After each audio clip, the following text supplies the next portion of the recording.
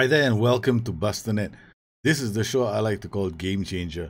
It gives me a chance to delve into other people's saves and offer a different perspective. And this time around, we've got a save from someone called Andrew Cliff. Thank you for sending the save in. He's managing a club called RB Leipzig in the Bundesliga. And it's a very good example of a save where I find out that you're committing very common mistakes in the game. So today's show, I'm gonna try and cover as much as I can. It might become a lengthy show, so please bear with me. All right. First up, as a whole, the club is doing quite well. They're top of the table, but they've got some really dodgy results. Two defeats. But the one that really grabbed my interest was the 7-2 defeat against Dortmund. Now, this you've been using several tactics. The 4-2-3-1 wide, where you got this big defeat. Use the 4-3-3 wide, which is actually quite a good system, which is basically like the 4 with 3 in midfield and three I would say 2 AMs and 1 striker. So that's not a bad system to use. You had some draws that could have easily been avoided, and then you started experimenting. You went narrow for a while. You got some big wins. You got a big win against Dortmund at home with a narrow system because they're playing a 4-1-4-1 DM wide, which is good because here actually what you're doing is these can be defensive systems, right? So if you look at I haven't seen these highlights. It's the first time actually looking at it. So yeah, you basically, they were playing with a defensive system. By my reckoning, it's going to be defensive, or at least on the lower tier, like balanced or control. Let's see, because yeah, it's definitely a more defensive system. So you got a 4 backline, 3 in midfield, and you're pushing up with 3 in attack. It's definitely an option against defensive system, because I have this I believe that in FM19, brute force attacking is definitely the way to go against some of these more defensive sides. And if you have the players who have the kind of acceleration, then you should really consider brute force attacking as an option, because you're gonna be able to put so much pressure on them. And the 3-man midfield is actually very strong, and it's always been strong in Football Manager. But there are reasons when you use a 3-man midfield, and there's times when you want to think about maybe I should use a more conservative setup. That really happens when you cannot protect your horizontal channels. But with a 4-3-3, which is so attacking, you're already pinning their fullbacks back. You are basically putting other teams into defensive postures from the get-go. Not definitely a formation that you want to think about, consider, and think about using it. Just like my Red Faro system, if you're familiar with the Red Faro system in FM18, in FM19, the Red Faro system is still very, very strong. It's because you are putting so much pressure on the back line that they can't really bring the ball out.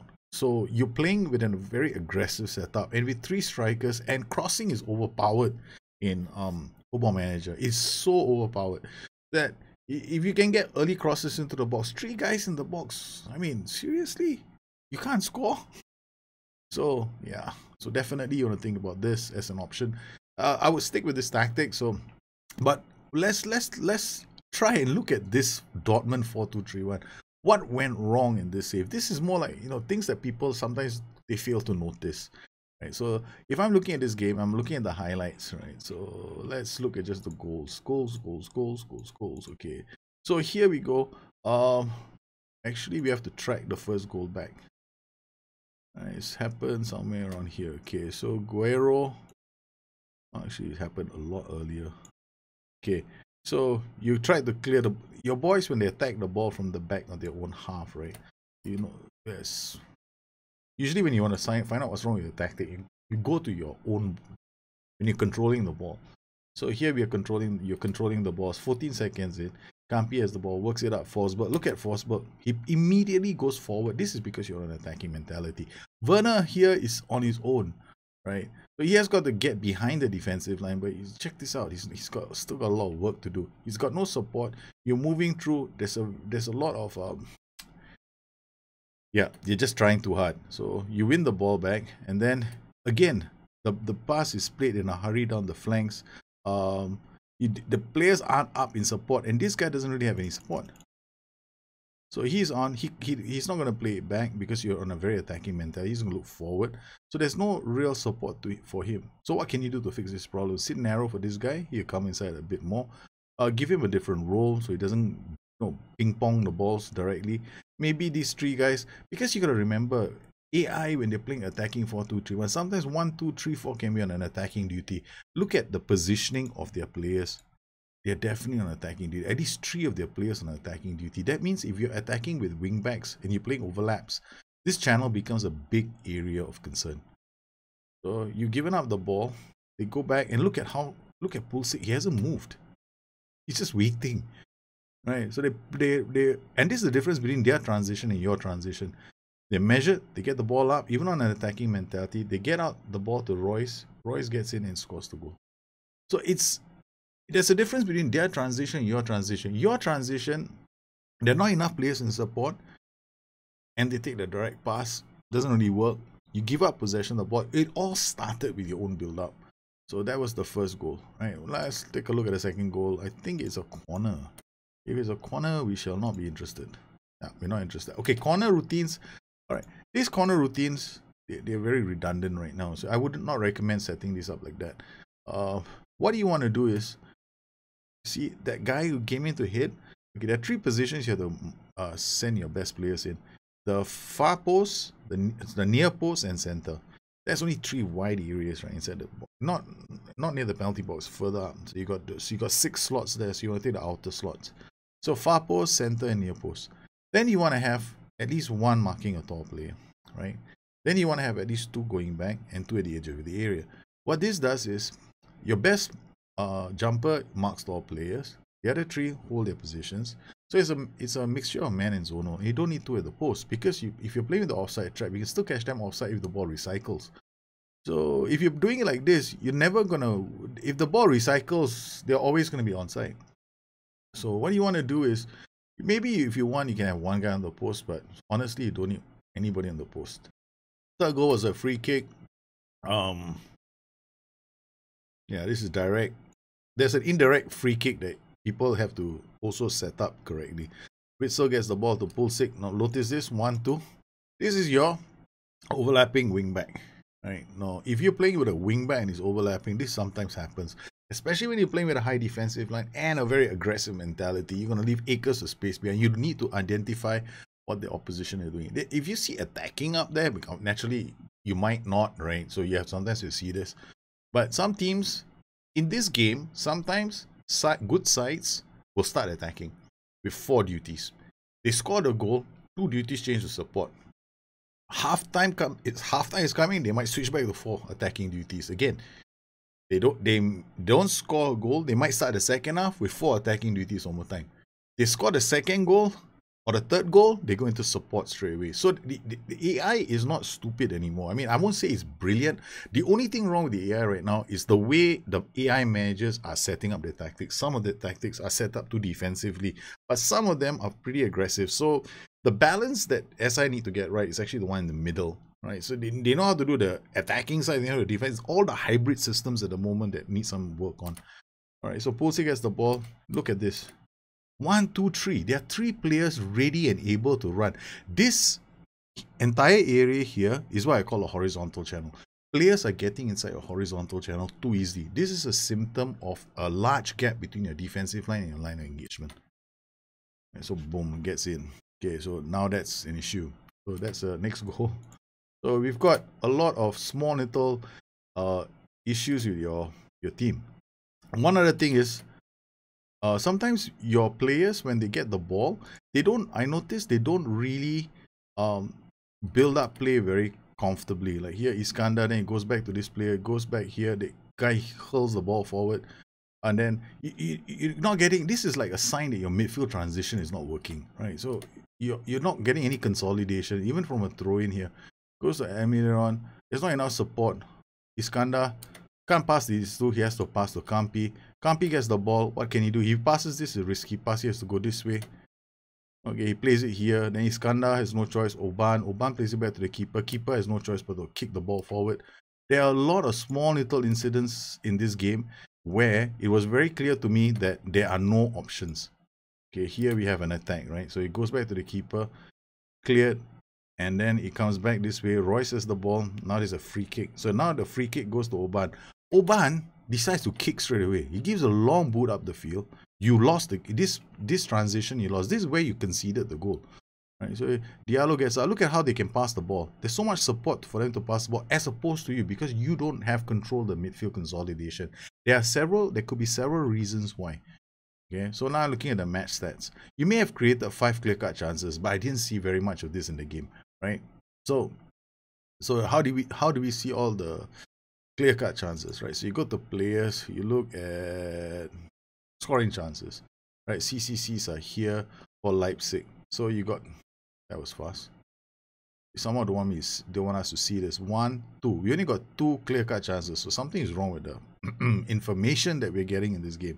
So you really only have 2 clear-cut chances and 2 half chances. So whenever you see the stats, right, you got to use your eyes. You know, sometimes you get really pissed off. I have 5 clear-cut chances, right?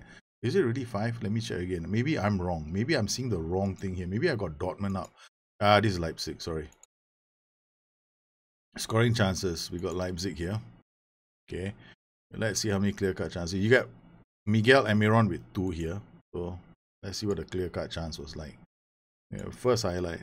Okay. Amiron. Okay, this is a no-brainer, right? It's because you play the high press, so we don't look at this clear-cut chance and go, wow, I should have scored. Okay. So we got another one here. Ball play forward, Augustine counter attack. Hey, finish. This is the goal that you scored, which, you know, good. You should have scored the goal. Then we got Emil Forsberg with 2 more here.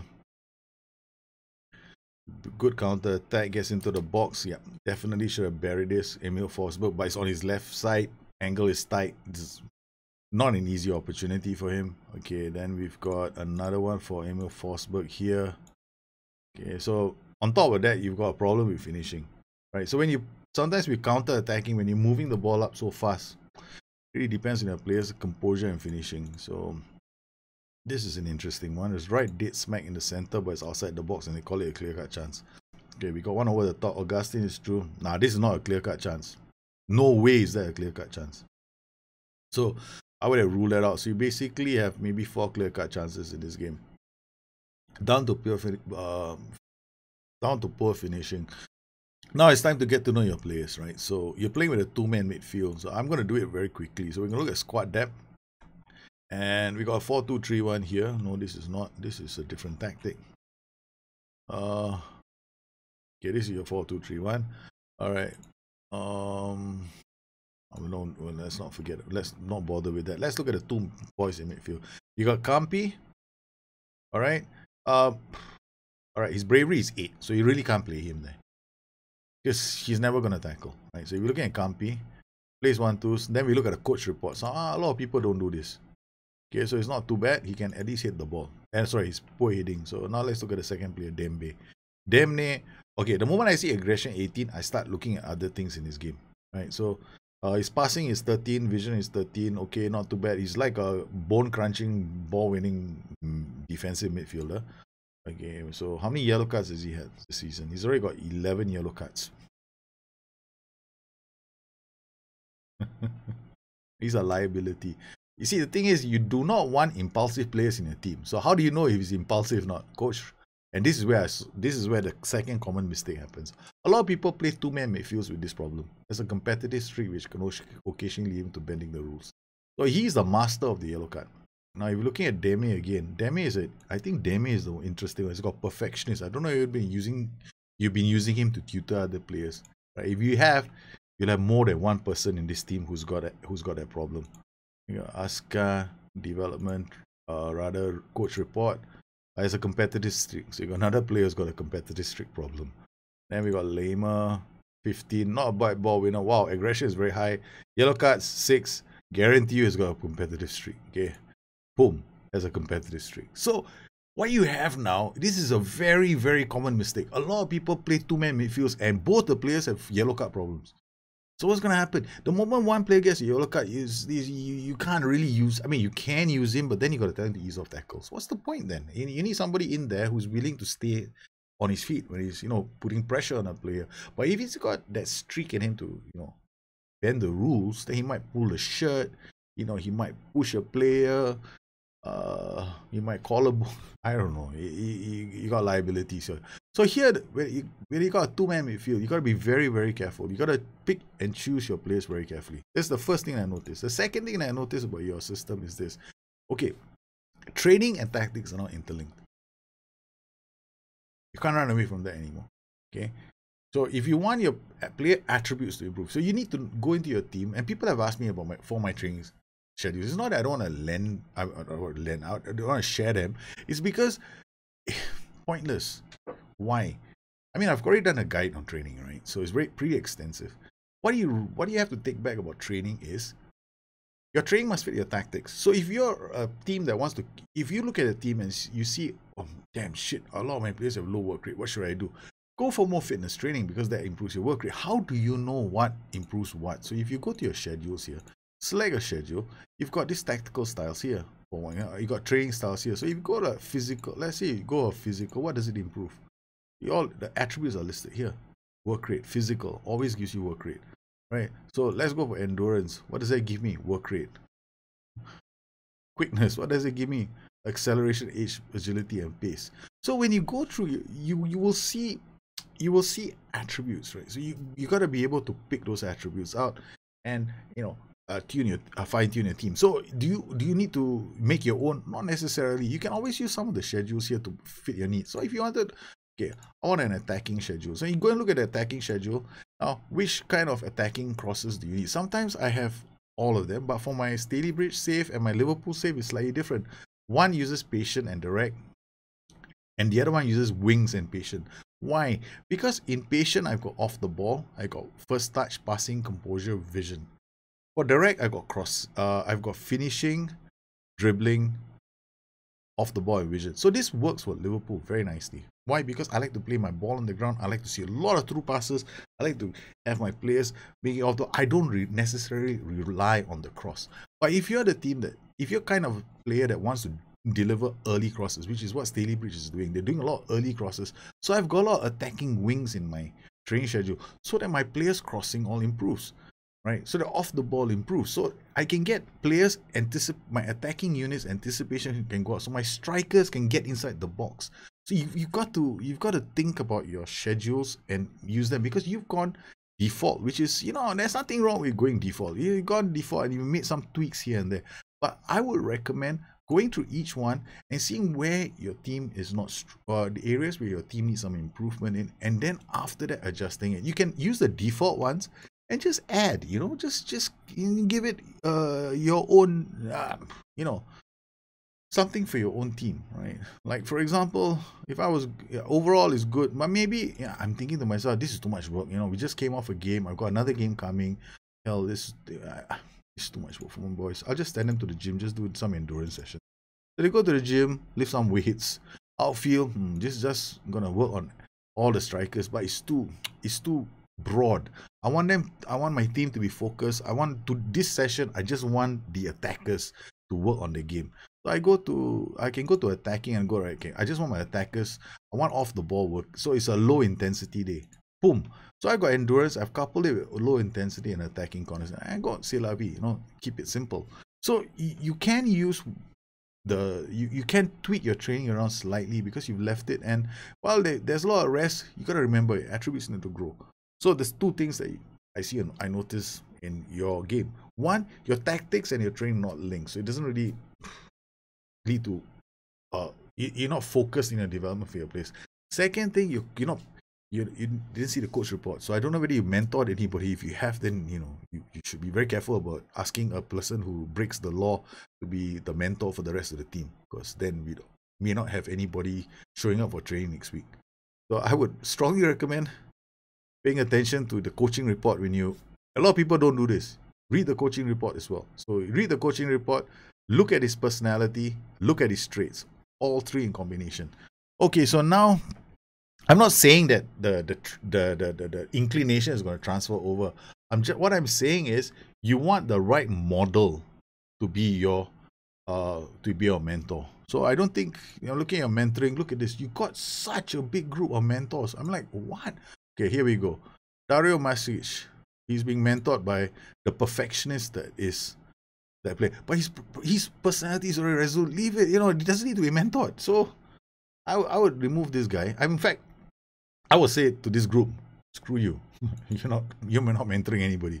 So Willy Orban, his personality is spirited. Okay, it's alright, Spirited is up. But resolute also good personalities. Fairly determined is a good personality. Why are you mentoring this group for? Right? This group is a solid group. If you want to focus on mentoring anybody, get the balanced ones into the game.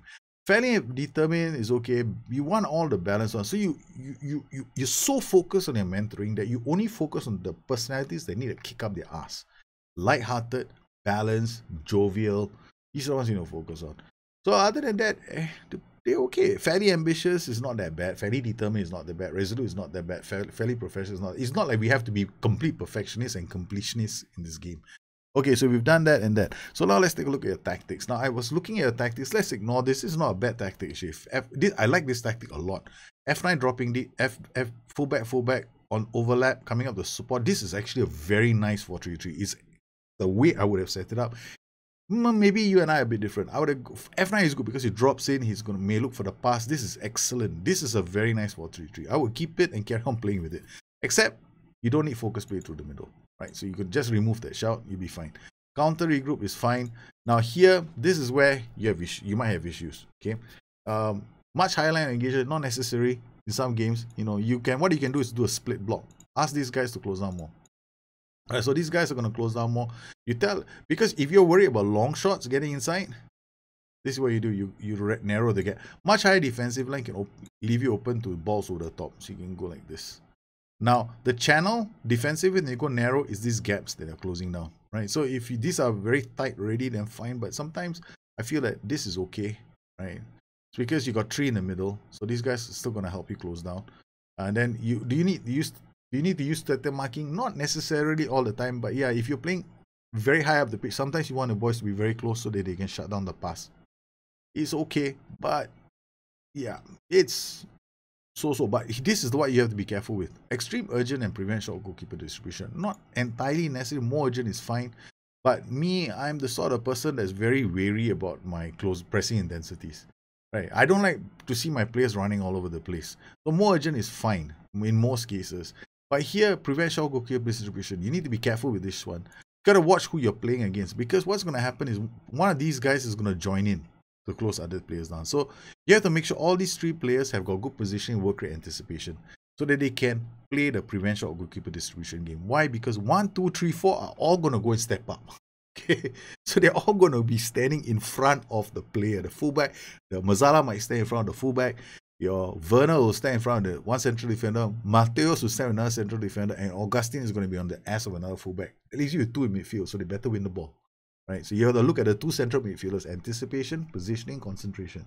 So if you don't have that, you don't have a good work rate, you are screwed, because they'll be able to bypass your press and get out to score a goal. That's the only thing you have to look out for. I would maintain 2 fullbacks. You don't need wingbacks, because you honestly don't need the wingbacks to get forward. These guys are going to do all the damage for you, and we've seen it in all the games. Naturally, there are games where you might want to press higher, but be very wary about the players. Be wary about teams that are playing with an AMC. That's all. Now, let's look at the tactics, right? You got a 4-2-3-1 here. The reason why your final third transitions weren't working out was AP and attack. You got a ball-winning midfielder and a box-to-box man. Not my favorite combination in the whole world. Box-to-box midfielder is going to be running MIA most of the time. And in front of him, he's got 2 attack duties. So this ball-winning midfielder has to do a lot of work. Remember the fascination with the yellow card in your team? It means this guy is guaranteed a yellow card. So 2-man midfield with your team is a bit of a liability. If you're going to play, then I would not play with this role. I'll play with a deep line playmaker on support. I would simplify the way I set things up. Maybe this guy could be a deep line playmaker on defense, and this guy could even be a Carrillo, or something simple, or a central midfielder on support. Yeah, just keep it simple. Like, I want you to go around closing people down, but I don't want you to go loco all over the pitch. Then what you do is you come here and say, okay, fine, what do you want me to do? I don't want you to move into channels. Makes absolutely no sense. Dribble, then you look at the player's ability. Can he dribble the ball? Leave it unchecked. Does he have good good long shots? Leave it unchecked. You take more risks, take few risks. You want him to keep the ball and pass it to other players? Take few risks. He doesn't play through passes. Simple central midfield and support working with a DLP. Now, closing down instructions. Because you're playing with extremely urgent settings, you can drop this down. Then you can come into this guy and say, hey dude, you know, let's do something different with your closing down instructions. Whereas if you're using a ball-winning midfielder, he picks up a yellow card. What can you do? You have to change his role or substitute a player. Okay. So anyway, I'm going to now go into the game and I'm going to start messing around. Okay. And I have a different idea of how I want your team to play. It's got to do with how you can bring the ball forward, getting to know your players. Like Timo Werner, for example. What role can he play? In the game, it says pressing forward. Why? Because he's got the pressing forward attributes. So you just click here. See this? You can see pressing forward what the attributes. But here, what were the problems with your transitions? Your transitions didn't have enough support in the midfield consolidation phase. So either you play with more players in midfield so you can pass the ball seamlessly through and then you go camping, or you got to get players from the front to drop in, give your midfielders more support so that the fullbacks can catch up and play the ball to them and you can go and control a lot of these games.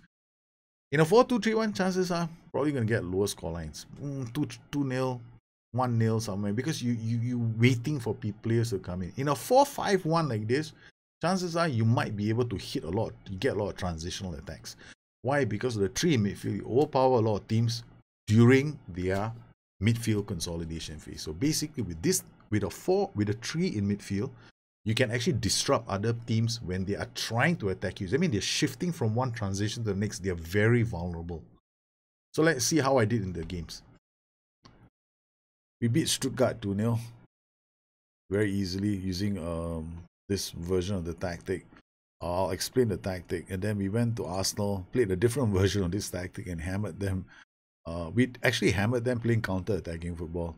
So our first goal came off some work from Timo Werner. You have some basically your set pieces need some work.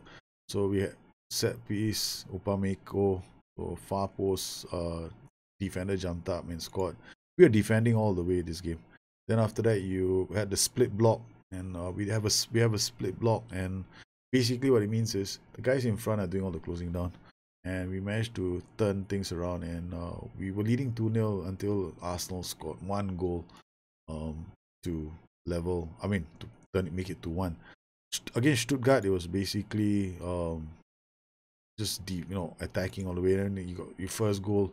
I changed your set piece routine slightly, and we won the first game. We scored from a free kick. Yeah, I put one of the youngsters on, Zardas, just to try him out. And then Cunha with the second goal is a throw. Deme, look at your positioning of some of your players. So Cunha is running between players, and then he just slams that one home. Alright, then finally we got Hoffenheim. Here I use your 4-3-3. So I modify your 4-3-3 somewhat and decided to create a tactic where all I do is stay in somebody's half and try and destroy them. So we were basically camping for like, when the possession doesn't say much. We tried to draw them out, but Timo Werner with the ball. Look at where your fullback is. It's outside the line of play. So it was running on the side here. It delivers across from here. Olsen with the header. That was your first goal. Oh yeah, it was a corner, and they handled the ball in the box. Yeah, it was a push, so you scored the second goal from there. And your third goal was pretty nice because it was from back to front, right? So they were attacking you, Ox.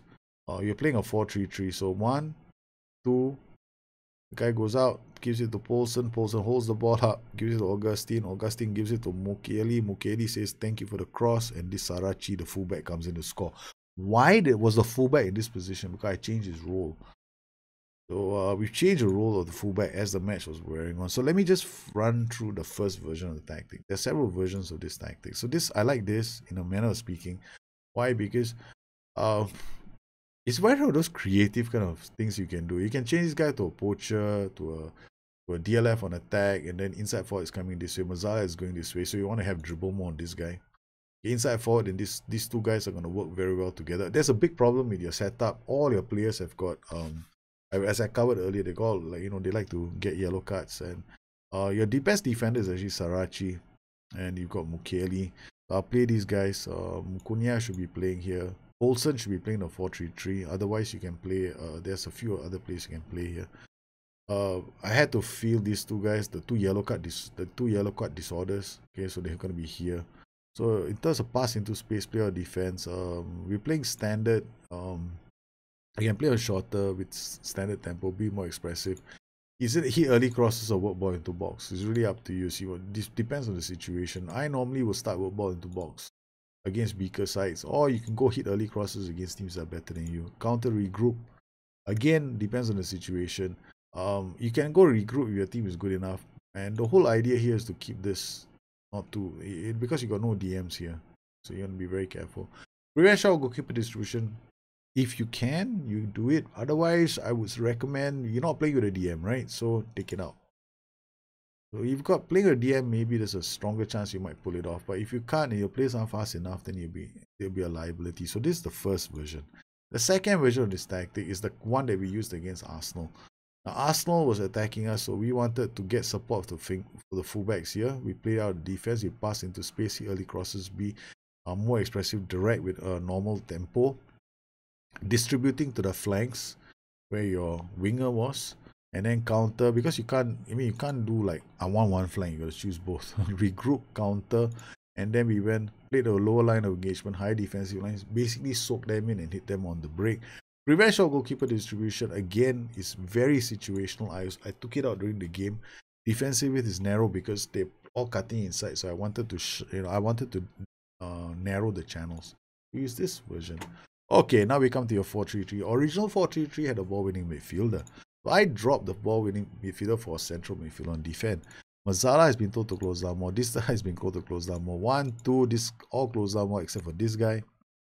This guy is sitting narrower, mark tighter. So is this guy. In fact, in all the tactics, the fullbacks are sitting narrower. Right? Mark tighter is really up to you, but I would apply it situationally, especially if you're looking at if your defenders are fast, good acceleration, good marking, then why not? But if your defenders are slow, I wouldn't go mark tighter. So again, this is in your face brute force. So overlap, play your defense shorter, higher tempo, be more expressive, hit early crosses or work ball hit passes. Really up to you. Depends on the situation. When I start the game, I might even go very attacking with this combination. I won't pass into space because that's hopeful punting. If you have space, do it. Otherwise, your 3 strikers are going to run into a wall because there's no space. Distribute the center backs. You're going to play out the back and counter press. Yes, I'm using counter press because look at who is being involved in the counter press. 1, 2, 3, 1, 2, 3. You got no fullbacks involved in the counter press, so it's safe. Counter attack will involve all of them, so you got more players. Defend narrower, hide the defensive line, higher line engagement, use offside trap. And I don't have prevent shot goalkeeper distribution. This one because it's way too risky with a 4-3-3. I'm not comfortable unless your players are super good. But remember, your players have a penchant, or whatever however you want to pronounce it. They desire the yellow card. You've got a lot of these yellow card borderline aggressive personalities in your team.